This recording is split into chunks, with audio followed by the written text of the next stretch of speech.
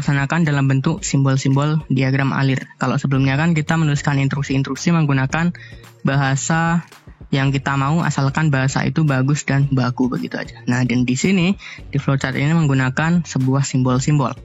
Dan simbol-simbolnya itu nggak boleh ngawur ya, atau nggak boleh sembarangan. Harus ada aturannya juga. Jadi simbol-simbol atau notasi dasarnya begini. Ini nggak semua simbol-simbol flowchart ada di sini, tapi berhubung kita belajar baru dasarnya aja, jadi dasar-dasar dari simbol atau notasi flowchartnya aja yang kita tampilin. Yang pertama, ada simbol seperti ini. Ini dinamakan simbol terminator yang fungsinya untuk memulai dan mengakhiri flowchart. Jadi kalau kita membuat sebuah flowchart, itu pasti diawali dengan simbol terminator dan diakhiri juga dengan simbol terminator ini. Dan yang kedua ada simbol panah, ini namanya arrow, ya sama aja, panah begitu ya. Yang fungsinya untuk mengarahkan aliran alur sebuah flowchart.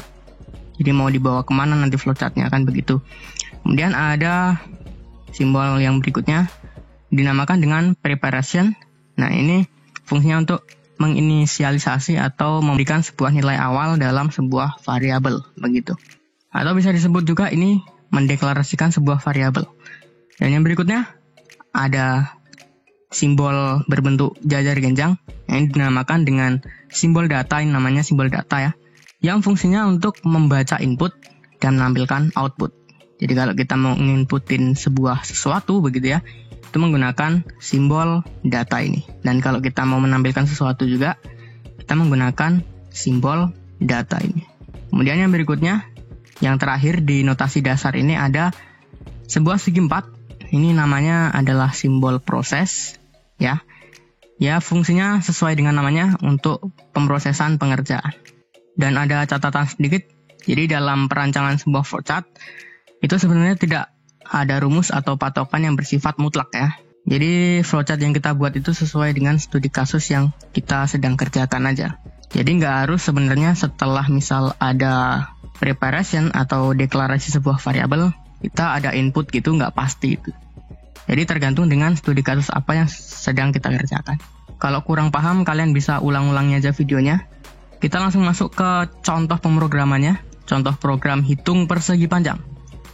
Jadi mungkin nanti flowchartnya akan berbentuk seperti ini. Jadi sesuai dengan yang tadi, diawali dengan terminator dan diakhiri juga dengan simbol terminator. Atau kita bisa buat contekannya deh, begini ya, supaya lebih enak ngejelasinnya. Jadi yang harus kalian tahu, bahwa di dalam sebuah simbolnya ini, itu pasti ada sebuah keterangan bahwa kita mau ngapain begitu ya. Ada simbol terminator, dan diakhiri dengan simbol terminator. Ini kebetulan saya menggunakan bahasa Indonesia seutuhnya, jadi kalian kalau mau buat flowchart, tentuin aja bahasa yang akan kalian gunakan. Di sini kalau misalnya bahasa Indonesia ya bahasa Indonesia semua aja. Kalau bahasa Inggris ya bahasa Inggris semua aja. Gitu ya. Kemudian setelah terminator ada sebuah simbol yang namanya tadi preparation. Oke.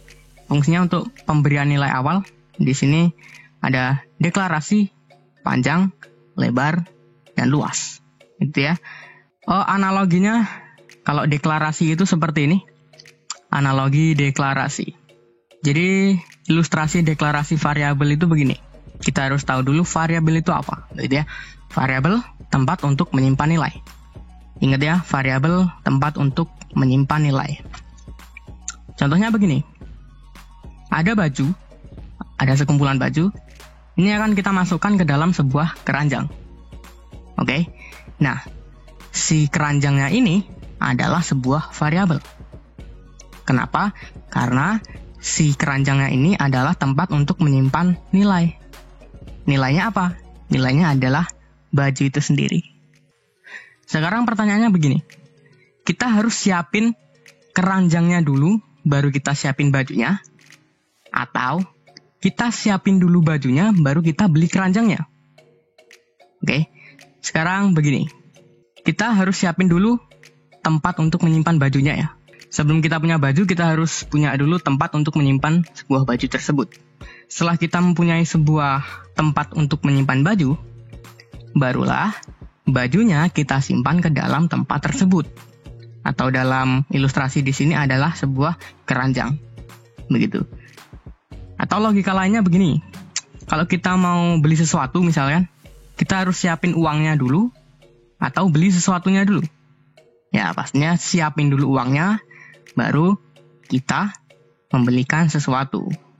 Begitu ya. Kita lanjutin lagi yang tadi. Jadi setelah kita mendeklarasikan variabel panjang, lebar, dan luas, gitu ya. Jadi di sini panjang, lebar, dan luas hanya sebuah variabel dan belum diisi nilai. Ingat ya, kita baru pesen si keranjangnya tadi aja, belum diisi sebuah baju, begitu. Nah, kemudian di bawahnya ada simbol data, membaca input dan menampilkan output. Oke, di sini membaca input kebetulan. Nah, jadi kita inputin panjang dan lebarnya. Jadi apa tadi? Di tempat panjang ini diisi nilainya, dan di lebarnya diisi juga nilainya. Oke, paham ya? Nah, dan selanjutnya ada proses hitung di sini. Ya, menggunakan simbol persegi 4 tadi. Hitung luas sama dengan panjang kali lebar. Oke ya, setelah kita memberikan nilai pada variabel panjang dan lebar tadi, kemudian di variabel luasnya yang sudah kita deklarasikan tapi belum kita isikan nilai, itu kita set isi dari panjang kali lebarnya. Oke, kalau udah ketemu, berarti si luas ini punya nilai dong. Nah, itu kita tampilin nilainya berapa. Begitu ya. Simbolnya menggunakan jajar kenjang, jadi si jajar kenjang tadi mempunyai dua arti, input dan output. Ditampilin. Kalau udah ditampilin, programnya selesai. Sesimpel itu ya. Tapi ini menjadi lebih kompleks kalau studi kasusnya kita juga kompleks. Begitu. Jadi ini cuma contohnya aja. Dan ada tips menggunakan flowchart. Yang pertama, pilih bahasa Indonesia atau Inggris. Jadi kalau misal kalian paham bahasa Jerman ya gunakan bahasa Jerman lah, terserah gitu ya. Intinya pilih bahasa begitu. Kemudian gunakan bahasa yang baku. Oke. Yang ketiga, masukkan kalimat dalam simbol. Ya, tadi kan ada simbol terminator dan lain sebagainya. Di dalam simbol itu ada sebuah kalimat-kalimat sebagai penjelas si simbol tersebut berfungsi untuk apa di dalam studi kasus yang kita kerjakan. Oke ya, jadi itu dulu teman-teman. Video flowchart ya. Jadi ada 3, kalimat deskriptif, flowchart, dan pseudocode. Dan di video selanjutnya kita akan bahas tentang pseudocode.